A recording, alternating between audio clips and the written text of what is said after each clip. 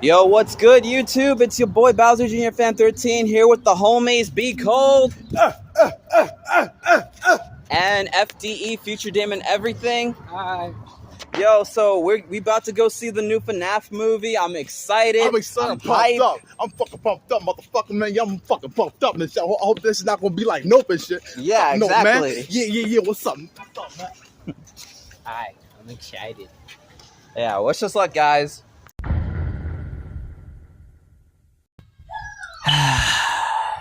I'm sorry, guys. I know I should have finished the FNAF retrospective, but I should have reviewed the movie the moment I finished watching it, but I've been leaving you guys on a bit of a cliffhanger, and I also owe you an apology because I said that I'd get the retrospective done by the time the second movie would be finished, but that was obviously a lie, so I'll make it up to you guys by actually doing the review on the first movie, like, right now in this video. And I promise you, you guys won't be disappointed. Well, don't expect any crazy edits and stuff. It's just mostly me talking into my phone, giving my thoughts on the film. So, yeah. Anyways, for those who've been living under a rock, Five Nights at Freddy's is an indie horror game franchise that has led to massive success created by Scott Cawthon. In fact, the game series has been so popular, at the time Five Nights at Freddy's 4 was announced, Scott revealed that he wanted to work on the Five Nights at Freddy's movie. Now, the movie was originally going to be made by Warner Brothers, but the rights ended up going to Blumhouse Studios. And then the film, it took like a long time in production and stuff. And there were so many screenplays or something like that, like what was originally going to be in the film. But eventually, the film finally releases October 27th, 2023. And, yeah. So, what did I think of the FNAF movie? Well, that's what I'm here to talk about. Alright, so let's just get started. Okay, so the movie starts off with the night guard who is trying to survive his shift, but he ends up getting killed and caught by the animatronics by getting killed off by a metal Freddy mask with metal blades attached to it, and yeah, he just basically dies. This film, this scene was actually supposed to have Markiplier play that night guard, but unfortunately, I guess due to time constraints or due to him being busy, he couldn't be in the film, which is honestly sad. You'd think the king of Five Nights at Freddy's would show up in the first film, but I guess not. I hope he does appear in the second movie. Fingers crossed. So anyways, we are introduced to our protagonist, Mike Schmidt. He's basically in debt because he's trying to help his sister Abby because their Aunt Jane wants to take her away because she don't think that Michael is responsible for taking care of his sister.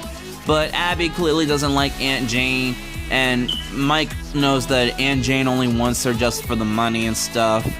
And also, he recently got fired from his job as a security mall officer for assaulting a man thinking that he kidnapped a child, when in reality it was just a father walking around with his son. So he ends up talking to this guy named Steve Raglan, who offers him a job at Freddy Fazbear's Pizza, where he has to work 5 nights as the night guard and just keep an eye on things. But he rejects because he can't do nights. But considering that he has to keep Abby and try to do everything to protect her, even after being traumatized from his childhood, from the disappearance of his brother, he decides to take on the job anyways, and yeah. Just gonna get this out of the way. If you're expecting actual full gameplay, like, elements into the film, sadly, you're not gonna see any of that at all, which is a bit disappointing. But judging by how the film is structured, I think it mostly takes inspirations off of the books, specifically the Silver Eyes trilogy. Five Nights at Freddy's The Silver Eyes is probably like the main inspiration because of how the film is structured, rather than just being a one-to-one recreation of the game. So anyways, as the weeks progress, Mike is in having these dream sequences where he's talking with these 5 children, the 5 children being the 5 spirits that possess the animatronics. He tries to talk with them, but they obviously want nothing to do with him. And when he wakes up the second night, he is confronted by a police officer named Vanessa, who, well, is just trying to warn him not to sleep and stuff and to be on a lookout. So, anyways, the next day passes and we see Aunt Jane with her lawyer sitting and talking with Abby's babysitter, who is in on trying to help them get Mike fired, obviously. But in the scene while they're talking at the coffee shop, we get one of the best cameos of all time. My boy freaking Matt Pat from Game Theory.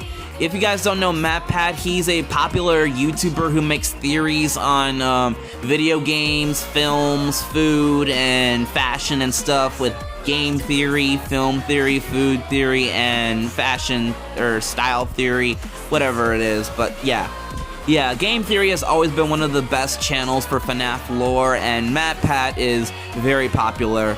And I salute you, Matt Pat. Thank you for everything. I hope you're enjoying your retirement. But this isn't the only time we're going to be seeing Matt Pat in a FNAF movie, because apparently he's going to be in FNAF 2, but I'm going to leave those details for when I actually review the movie. So anyways, continuing on with the review, so Max and her friends decide to break into Freddy Fazbear's Pizza, and they just wreck the whole place up, just destroying everything. And unfortunately, they end up getting screwed because the animatronics come to life and kill them all one by one. One of the guys is in the kitchen, and he is killed off by Chica, who sends out her cupcake to munch on his face. Then the other guy, who's hiding in the broom closet, gets killed off by Bonnie.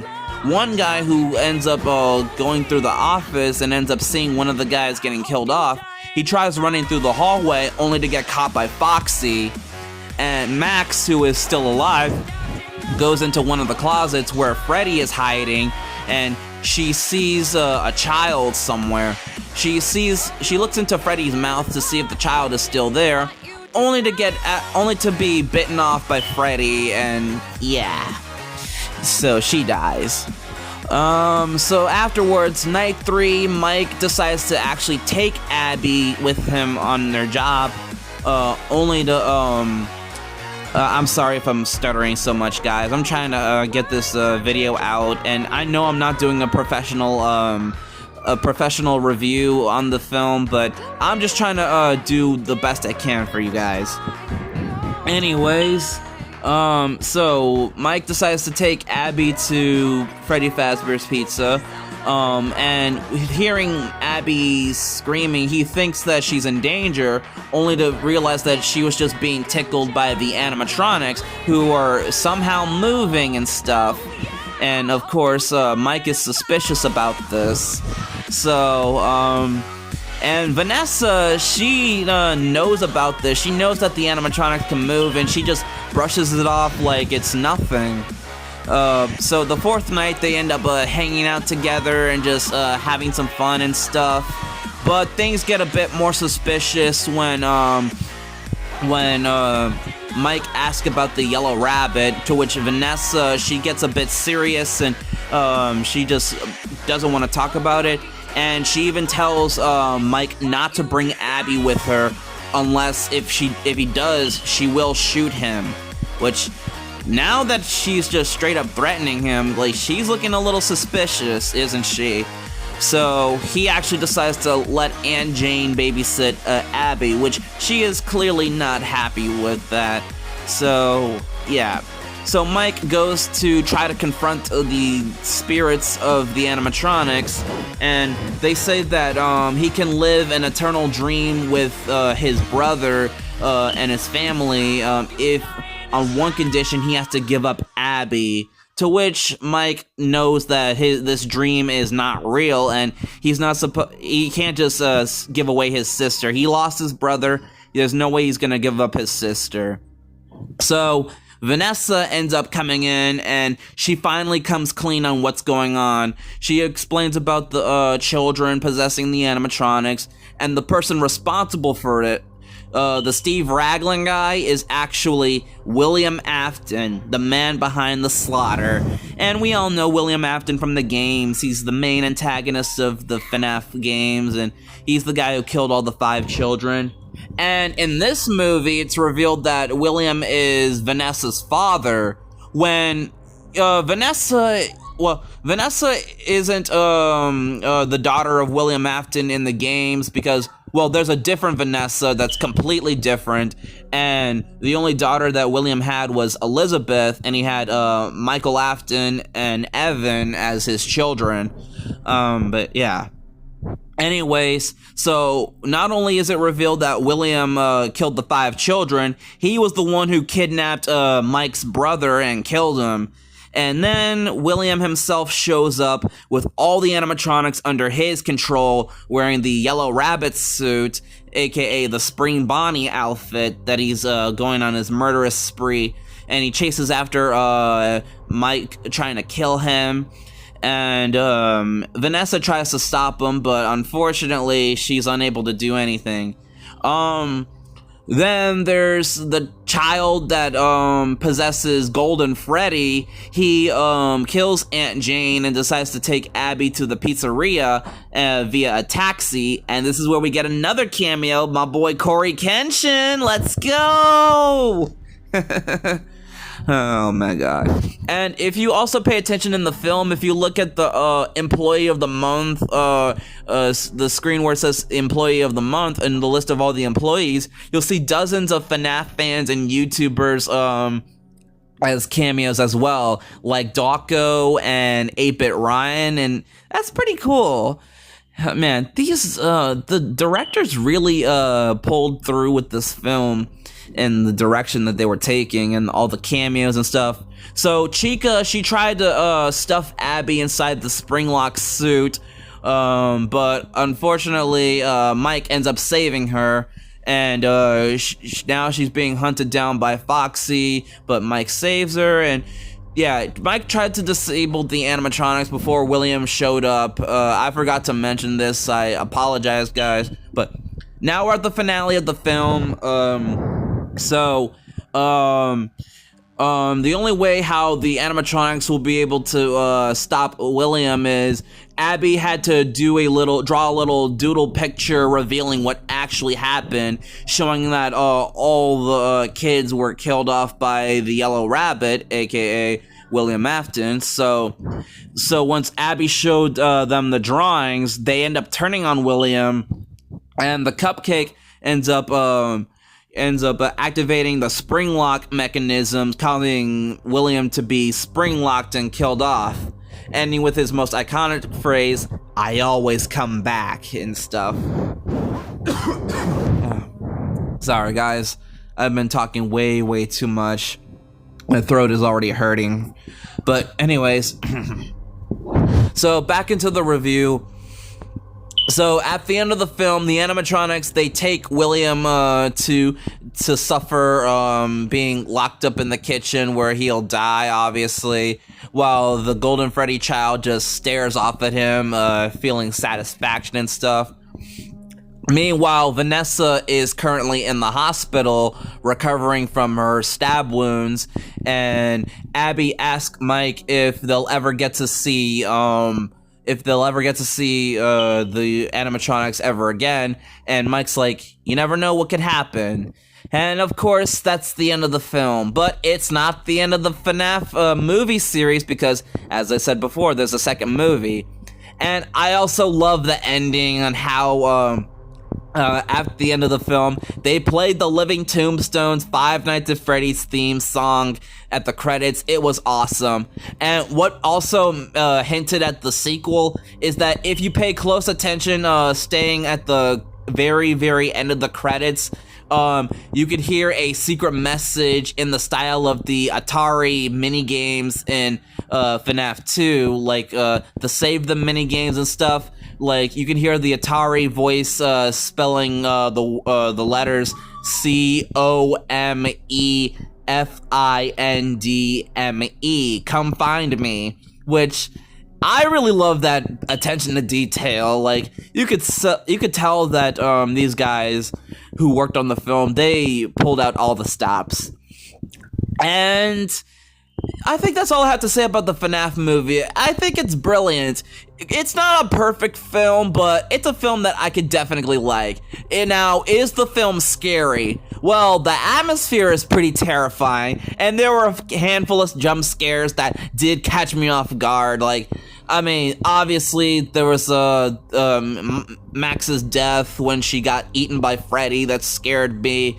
I was scared by the Foxy Child when he was screaming and being covered in black eyes and stuff. Like, that was freaky and stuff. I was also jump scared by the Balloon Boy action figure that just pops up out of nowhere. Like, I can't believe a freaking Balloon Boy action figure jump scared me and my friends when we watched it. Oh my god. But yeah, I think the film is pretty decent when it comes to its horror and its tone and stuff. The story is well told. As I said, it mostly takes inspiration from the books like The Silver Eyes, and I'm a little disappointed that it didn't really carry much of the game's elements and stuff, but it's still fine. I also love the animatronic designs. They are perfect. They are perfect one-to-one recreations of the characters in the games, and it is fantastic. So that's pretty cool. And on top of that, I also really enjoy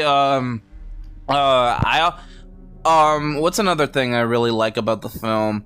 Oh yeah, another thing that I really like is the actors themselves. I think they all did a pretty cool job. Like, I think the best actor of them all had to be Matthew Lillard as William Afton. Like, bro really nailed his role, man.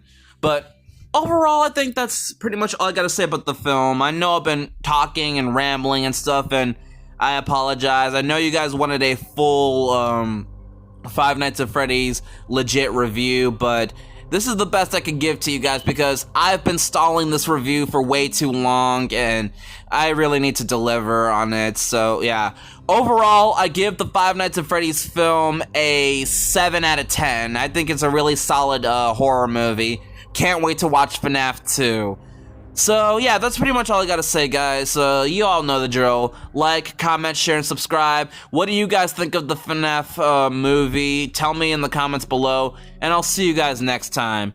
Peace out, everyone.